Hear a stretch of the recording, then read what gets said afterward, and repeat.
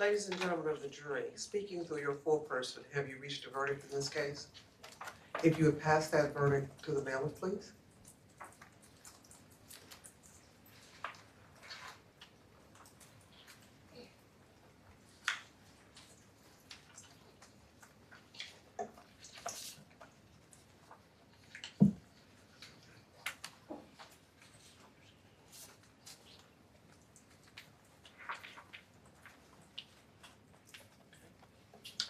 The defendant will please rise.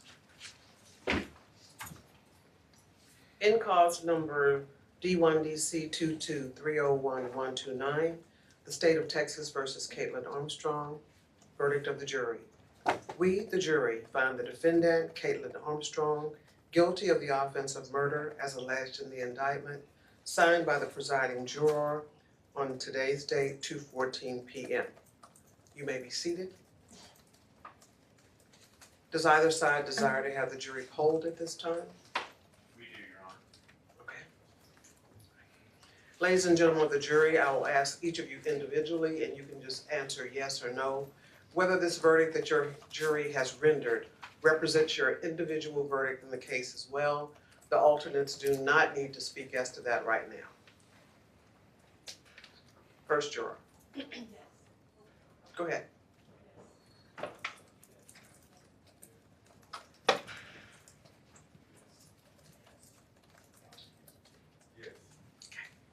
Thank you. So we receive your verdict, ladies and gentlemen of the jury. Logistically, we're just going to have to make a couple of changes before we start the next phase of the trial, which is, I told you earlier, we have a bifurcated trial system and the punishment phase is separate than the guilt innocence. We're ready to begin. We just need to maneuver a couple of things around. I'm going to go ahead and